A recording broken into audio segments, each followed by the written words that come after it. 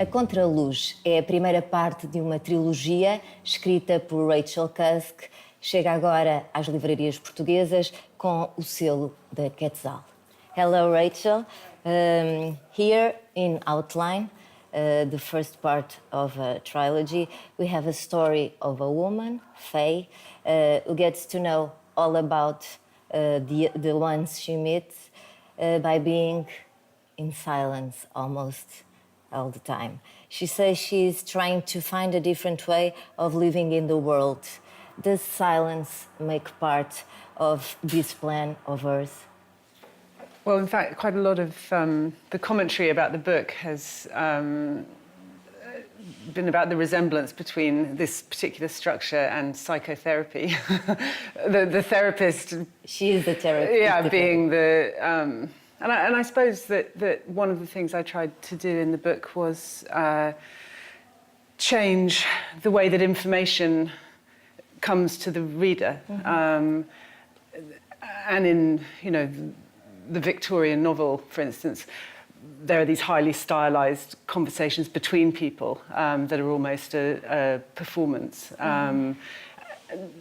It seemed to me that actually this idea of the monologue, the sort of therapeutic unburdening of self to a silent person, was a sort of more contemporary way of representing that character.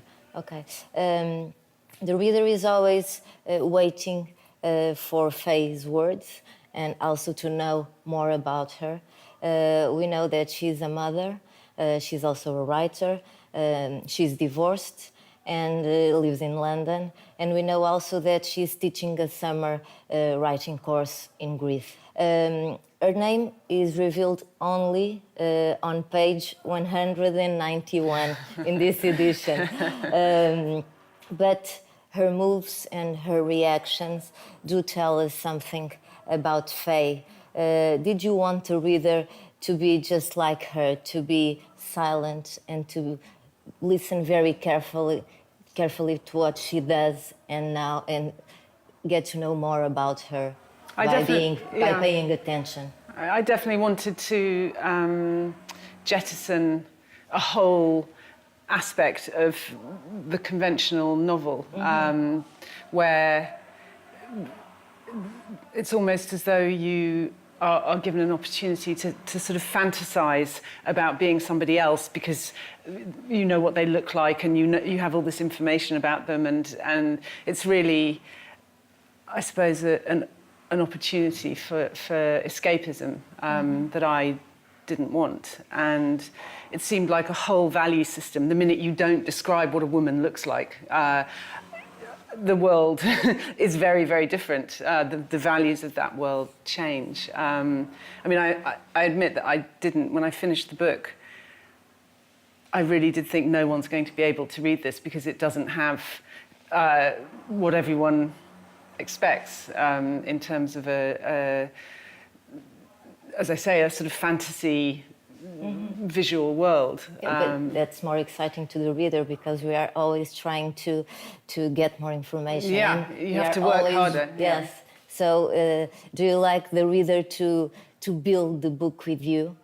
I think that's definitely part of... the book is also trying to represent things that are very hard to represent because they are absences. So, how do you represent loss of identity, loss of personal reality? The whole sort of Jungian idea of the midlife crisis being, I suppose,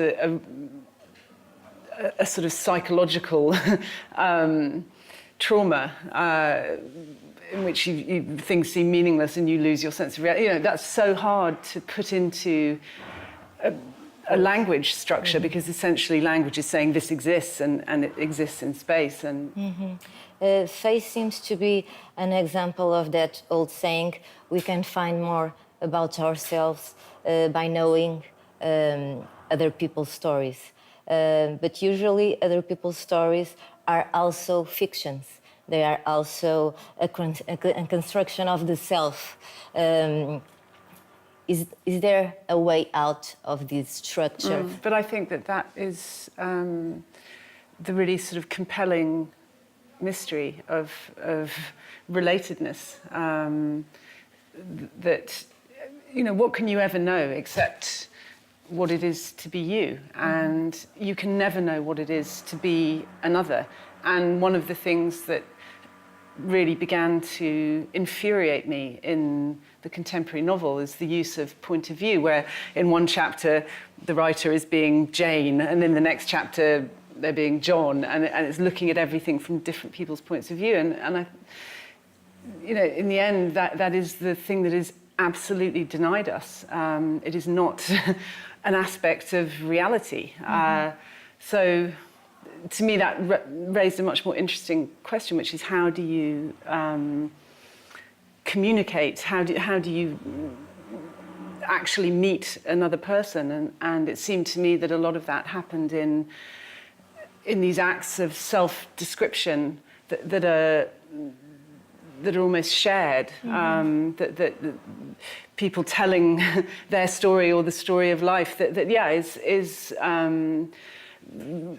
sort of honed and possibly invented in parts, but that's an absolutely instinctive human grasp of form. When I was reading the book, I found myself thinking that Faye is one of the most free characters I've ever met. She's not afraid of being forgotten because she's not always telling others what she thinks and what's her point of view, etc. Am I wrong? No, but it's an untenable position. And when I reached the end of the book, I thought, well, okay, unless she goes and jumps in the sea and drowns, you know, this situation can't continue. And this freedom, which is really a freedom of anonymity, if you continue to live, it's very, very hard to hang on to that. In the end, you are known by people, you're seen by them, you have to live somewhere and have an address and a name. And so my sort of decision to write another book is really an attempt to deal with this question of sort of identity and how you can manage it if you've understood the freedom that comes with losing it. Okay. This is the first one of 3 books. Are we going to know more about this character, about Faye? Well, I think... and do we need to know more? Yeah, well, it's really knowing more about the themes that she is sort of travelling through, and I mean, I've written, you know, a lot of books, and those books have been absolutely absorbed in, you know, the drama of living in feminist politics, family life, you know, all of, and that actually is sort of the world that Faye has just exited from. Thank you so much, Rachel. A CONTRALUZ, de Rachel Cusck, a primeira parte de uma trilogia, uma edição Quetzal.